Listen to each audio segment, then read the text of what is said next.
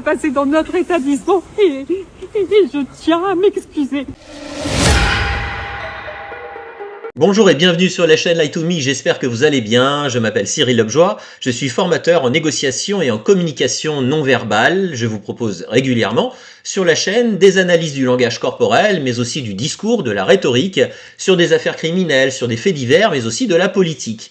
Aujourd'hui, je vous propose une analyse assez spécifique de Jessica Moretti, qui est la co-gérante de l'établissement Le Constellation, dans lequel a eu ce drame de la disparition de tous ces jeunes lors de cette soirée où l'établissement a pris feu.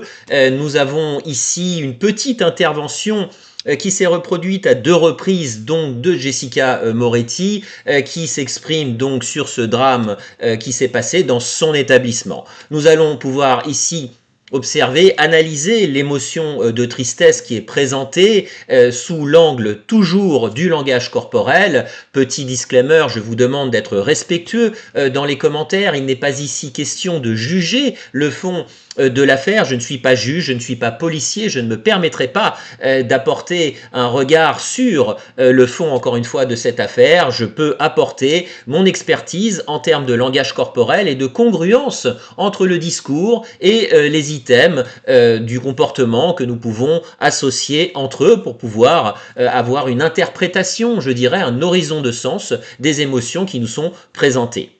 Comme d'habitude, pensez à vous abonner à la chaîne pour me soutenir. Je vous proposerai mon analyse en fin de vidéo et l'analyse démarre tout de suite. Mes pensées constantes vont vers les victimes et les gens qui se battent aujourd'hui. C'est une tragédie inimaginable. Et jamais on n'aurait pu imaginer ça. Et ça s'est passé dans notre établissement et je tiens à m'excuser. Voilà, on va regarder là en détail cette séquence, on va essayer de revenir sur cette émotion de tristesse ici qui est prononcée de manière assez importante.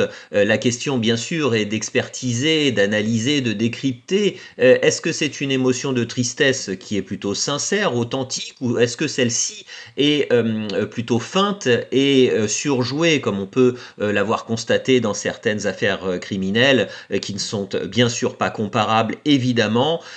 Mais on va observer lorsque des personnes qui sont accusées ou en tout cas qui sont entendues des émotions de tristesse. Ici, on va observer donc sur Jessica Moretti donc en termes de paraverbal tout d'abord, donc tout ce qui concerne l'intonation de voix, le débit de parole, qu'elle est sur une intonation de voix qui est assez élevé, assez aigu aussi, avec des respirations qui sont liées en général donc à l'émotion de tristesse. Je vais vous mettre une émotion ici à l'écran, nous allons la décrypter avec un regard qui est assez intéressant ici. Je vais vous trouver une séquence où elle est voilà, où on peut observer ici de manière un petit peu plus précise. Donc l'intonation assez élevée, aiguë, des respirations. En termes de débit de parole, elle parle assez vite.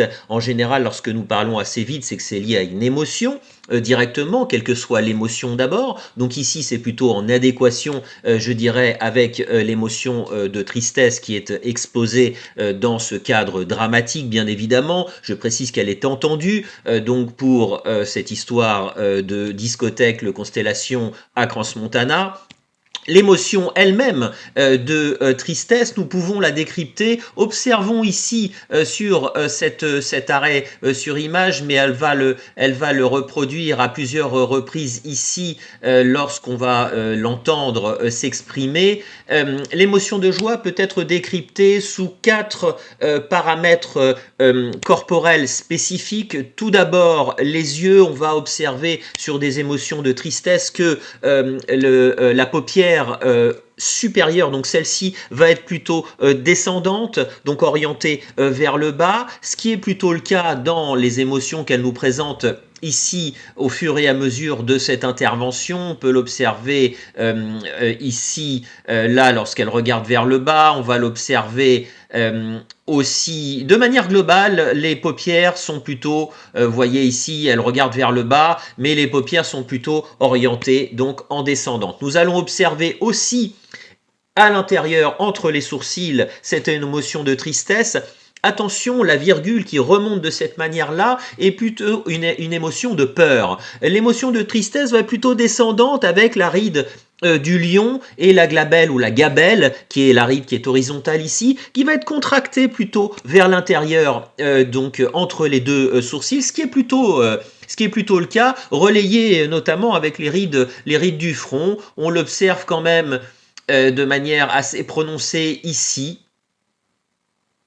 Et dans ces deux, je vous ai trouvé deux vidéos, la même sous deux angles de vue différents pour avoir une meilleure impression de la prise de parole donc de Jessica Moretti. Donc on le voit ici. Ce que nous allons observer aussi, un paramètre important, bien sûr, ce sont les commissures des lèvres qui sont descendantes sur une émotion de tristesse. Nous sommes malheureux, donc bien sûr les commissures des lèvres sont descendantes. On va l'observer notamment sur cet arrêt ici, qui est assez prononcé. Donc là, c'est pareil, je dirais, en adéquation avec l'émotion de tristesse. Et enfin, alors ça peut varier en fonction de la situation, mais on peut aussi aller observer du côté du regard. Le regard est logiquement un petit peu perdu, un petit peu dans le vague. Lorsqu'on est malheureux, on ne va pas trop localiser, focuser vers un point spécifique. Nous allons porter notre regard comme si notre cognitif et notre émotionnel étaient un petit peu perdus, un petit peu dans un brouillard qui est influencé par les hormones, les neurotransmetteurs qui sont liés à l'émotion de tristesse. Il peut y avoir d'ailleurs un peu de cortisol qui est une émotion de stress. Ce que l'on donc pour résumer ce décryptage corporel facial des muscles du visage notamment liés à cette émotion, c'est plutôt en adéquation. Ici, on va quand même observer qu'elle va présenter cette émotion de tristesse. Alors, bien sûr, ce qu'on va observer, c'est aussi certains éléments qui sont plus de l'ordre physiologique. Nous allons observer notamment, est-ce qu'il y a des larmes ? Et c'est une remarque qui a été beaucoup reprise sur les réseaux et dans les médias. On observe durant cette prise de parole qu'il n'y a pas de larmes. Ici, on le voit sur la vidéo qui est plus verticale, qu'il n'y a pas de larmes lorsqu'elle s'exprime. On ne voit pas de larmes. Ce qu'il faut retenir en termes scientifiques, j'ai été regardé, bien sûr, c'est la base de toutes mes analyses. Est-il possible de ne plus avoir de larmes lorsqu'une personne pleure trop, a beaucoup pleuré ? Les études montrent qu'il y a un ralentissement assez important des glandes lacrymales, donc qui vont générer des larmes. Malgré tout, à ce que j'ai pu lire, il est impossible de couper complètement les larmes dans les yeux. Il est impossible. Il peut y avoir un ralentissement, une sécrétion qui est beaucoup plus ralentie, beaucoup plus lente, mais logiquement, c'est impossible de le couper complètement. Ici, c'est vrai que ça interpelle. Elle va lier son paraverbal dont je vous parlais au tout départ, ainsi que ces éléments corporels qui sont liés donc à cette émotion de tristesse, mais il y a une absence durant toute l'intervention, une absence de larmes. Ce qu'on va observer aussi, c'est que inimaginable, on va regarder ici, je sais qu'elle porte, ici lorsqu'elle dit c'est inimaginable, on va observer un regard qui est porté plutôt en supérieur, qui est très certainement orienté vers une caméra spécifique, une personne peut-être en particulier, mais son regard ici va s'orienter vers le haut, ce qui est assez spécifique dans cette prise de parole où elle ne le fait pas, et à la fin, mes pensées vont vers toutes les victimes, et il y a un regard qui va partir sur le côté, ici. Vous voyez, le regard ici, il se porte sur le côté. Ça m'a interpellé. Encore une fois, il faut toujours écouter le discours. Je vous le répète, l'analyse du comportement est indissociable de l'analyse du discours. Donc, il faut lier toujours ce que la personne dit avec ces éléments corporels qui peuvent interpeller. Mais ici, sur victime, elle porte le regard ici et elle va partir un petit peu ici sur le côté gauche. Bon, ça ne veut rien dire de plus que ça, mais il y a un regard qui part sur le côté sur le terme victime. Nous allons voir une autre intervention de Jessica Moretti ici qui est différente. Madame Moretti, un commentaire s'il vous plaît. Mes pensées constantes vont vers les victimes C'était une tragédie inimaginable et ça s'est passé dans notre établissement. Et je peux m'excuser pour toutes les victimes et les personnes qui se battent encore aujourd'hui. Ce que l'on va observer, et c'est une différence assez notable, c'est notamment en termes de paraverbal, le moment n'est pas le même, mais ici, elle est beaucoup plus neutre. On voit que le ton de la voix ainsi que le débit de parole est beaucoup plus neutre, moins teinté d'émotion. Nous allons observer que l'émotion de tristesse n'est pas visible jusqu'à la fin où elle va couper la caméra, enfin elle va sortir du cadre de la caméra, mais vous le voyez, ici il y a un regard sur le côté, et nous allons observer ici un petit mouvement de langue. Le mouvement de langue ici est fait pour humidifier. Elle est en phase de stress, bien évidemment, quelle que soit son implication, il y a du stress, bien évidemment, dans ce type de situation. Donc, on va avoir une sécrétion de salive moins importante. Donc, on humidifie notre bouche pour pouvoir nous exprimer. Donc, ça, c'est tout à fait normal. Il n'y a pas forcément de langue d'attaque ou de délectation. Ici, le regard est porté à droite et on va voir qu'elle s'exprime. Il y a un léger ici mouvement, vous le voyez, un mouvement de sourcil sur la gauche. Qui est un mouvement, il y a une asymétrie dans le sourcil qui peut être liée à une forme de dépit peut-être dans cette intervention, le regard, mais c'est très neutre, le regard est porté vers le bas, elle oriente son regard un petit peu autour, vous voyez, elle tourne un petit peu, des clignements des yeux qui sont plutôt normaux je dirais, un petit mouvement de tête sur notre établissement, on voit ici, elle met légèrement, il y a un petit mouvement de rejet sur notre établissement et le regard est porté, mais il n'y a pas, on le voit au niveau du front. On le voit sur la fin, où là, elle va générer cette émotion de tristesse ici, où elle va parler, elle va dire les personnes qui se battent, les victimes qui se battent encore aujourd'hui, où là, il y a l'émotion ici de tristesse, mais toute l'intervention, les départs de l'intervention, vous le voyez ici, est complètement neutre. Il y a beaucoup moins de sollicitation des muscles au niveau du front notamment. Les paupières sont les mêmes, mais finalement c'est physiologique. Pas de commissure des lèvres descendante, pas de respiration dans la voix, pas de larmes. Donc l'émotion de tristesse n'est pas évoquée de la même manière qui était très prononcée dans la première séquence que je vous ai présentée. Ce qu'il faut retenir en termes de non-verbal, et je ferai un mot sur le discours bien évidemment, c'est encore une fois à la fin où elle va s'exprimer pour les personnes qui se battent encore aujourd'hui, les victimes, pardon. Ici, donc le regard porté vers le bas, émotion de tristesse un petit peu plus prononcée, pincement légèrement avec les commissures descendantes, le regard ici. Et ce qui est assez intéressant, c'est qu'elle reste quand même, vous voyez sur cette séquence-là, elle reste quand même quelques secondes devant la caméra. Elle oriente vers le côté droit, vous voyez, elle regarde vers le côté droit, elle arrête de parler ici et elle reste quelques secondes avant de sortir de la caméra, un petit peu pour montrer cette forme de désespoir, de tristesse aussi. Est-elle sincère ou ne l'est-elle pas? Ça n'est pas forcément la question. Je veux savoir si l'expression de tristesse est exprimée de manière authentique en termes de langage corporel. C'est ça qui m'interpelle. Ce qui va aussi être intéressant, c'est bien sûr d'écouter tout le discours et on va bien sûr entendre que le discours, vous avez vu dans cette première séquence, est exactement le même que le discours évoqué, donné ici dans cette seconde séquence. Je pense que c'est un texte qui a été écrit, rédigé avec ses conseils, avec ses avocats, de manière à apporter une réponse et à donner un message dans sa défense, parce qu'elle va être obligée de se défendre, bien évidemment. Elle parle de victime, elle parle d'inimmaginable, elle tient à s'excuser, je tiens à m'excuser, elle le met dedans, et elle appuie dans ces deux vidéos que cette tragédie est arrivée dans notre établissement, dans son établissement avec son époux. Donc elle porte dans son discours quand même la responsabilité de ce drame en disant que c'est bien arrivé chez eux.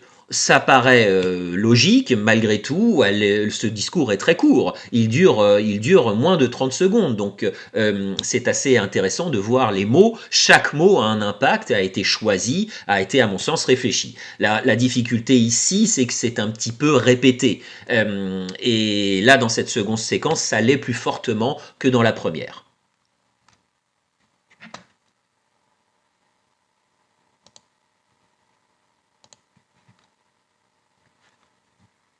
Mon verdict par rapport à cette analyse de ces deux petites séquences qui sont liées donc très spécifiquement sur l'émotion de tristesse, le débat est très important bien sûr sur la véracité, l'authenticité de cette émotion qui nous est présentée. Je l'ai décrypté encore une fois dans la vidéo. L'émotion de tristesse peut apparaître ici sur un resserrement des muscles qui sont entre les sourcils, des paupières supérieures qui sont plutôt descendantes, un regard qui peut être orienté plutôt dans le vide avec cette perte un petit peu de repère qui est liée à une émotion très forte de tristesse, et enfin les commissures des lèvres qui sont descendantes. Rappelons que nous avons 43 muscles sur le visage pour 10 000 expressions potentielles. Il peut y en avoir même peut-être plus. Donc il faut bien mettre en perspective que nous pouvons présenter une multitude d'expressions, d'émotions sur notre visage. Nos émotions sont rarement uniquement primaires, si je puis dire. C'est-à-dire que nos émotions sont souvent mélangées, hétérogènes. Il peut y avoir des teintes de peur, des teintes de tristesse dans la même expression faciale. Ici, ce que nous pouvons observer, c'est que les paramètres corporels et faciaux, des muscles faciaux, sont respectés chez Jessica Moretti, du moins dans la première séquence. Dans la seconde, on peut observer qu'elle est beaucoup plus neutre en termes de paraverbal, comme je l'ai expliqué, avec une intonation, un débit qui est beaucoup plus, encore une fois, normal, basique, si je puis dire, avec un ton très neutre. Des émotions, une émotion de tristesse qui ne s'exprime pas dans toute la majorité de son discours, excepté à la fin où elle part des victimes et où elle sort du cadre. Donc une émotion très fortement présentée dans une première séquence, une émotion beaucoup plus neutre dans une seconde. Ce qui interpelle encore une fois, c'est ce manque de larmes dans cette première séquence. C'est vrai que c'est quelque chose d'assez spécifique, comme je vous l'expliquais. Il est impossible scientifiquement, selon les dernières études, de couper complètement la sécrétion de larmes par les glandes lacrymales. Donc ici, c'est vraiment un paramètre qui interpelle. Elle pleure, elle évoque avec beaucoup de tristesse sa situation et celle des victimes. Mais je dis elle pleure, mais elle donne cette impression de pleurer sans présenter de larmes dans les yeux. Là, les respirations coupées sont des paramètres qui sont aussi liés à la tristesse. Mais logiquement, il doit y avoir de la salive, il doit y avoir, il y a de la sécrétion, le visage, le nez, surtout, plutôt que la salive, le nez va sécréter aussi de la morve, pour le terme, mais le visage devrait logiquement sécréter des éléments qui vont permettre de mieux affronter l'émotion de tristesse. Le corps va réagir pour l'aider à affronter les différentes émotions et les différentes sécrétions, les hormones qui sont sécrétées. Donc ça interpelle dans cette première séquence le manque de larmes. Je dirais que la neutralité m'interpelle aussi dans cette seconde séquence. Comme d'habitude, si vous avez observé des éléments que je n'ai pas pu décrypter, que je n'ai pas évoqués dans cette analyse, n'hésitez pas à me donner votre retour dans les commentaires, avec respect pour une affaire qui est en cours, pour les victimes dans un premier temps, pour aussi ces deux personnes, l'époux de Jessica Moretti qui sont les deux gérants de l'établissement. C'est une affaire qui est encore une fois en cours, donc ayons le respect de tous les protagonistes de cette affaire. Comme d'habitude, abonnez-vous à la chaîne pour me soutenir. Je constate que beaucoup de personnes visionnent mes analyses, commentent, et j'en suis très heureux et je vous en remercie. Mais il y a un pourcentage de personnes qui n'est pas abonné. Donc s'il vous plaît, si le sujet vous intéresse, que mes analyses vous interpellent et que vous souhaitez me soutenir pour que je puisse poursuivre ce travail avec vous, pensez à vous abonner. Si vous souhaitez apprendre le langage corporel, pensez à cliquer sur le lien en description. Vous avez ma formation qui est unique, qui vous permettra de décrypter le comportement, de décrypter les non-dits, les conflits, les oppositions qui ne sont pas verbalisées. Vous apprendrez à, je dirais, décomposer les différents éléments du langage corporel pour mieux communiquer, pour mieux installer une relation de confiance. Merci encore pour votre soutien, pour la dernière vidéo sur Emmanuel Macron. Pensez à jeter un coup d'œil à mon podcast Anatomie du silence. J'y ai mis beaucoup d'énergie, beaucoup de temps, beaucoup d'espérance, d'espoir que ça vous plaise. Donc allez jeter un coup d'œil, vous apprendrez beaucoup sur l'humain. Et je vous dis à très bientôt pour d'autres analyses.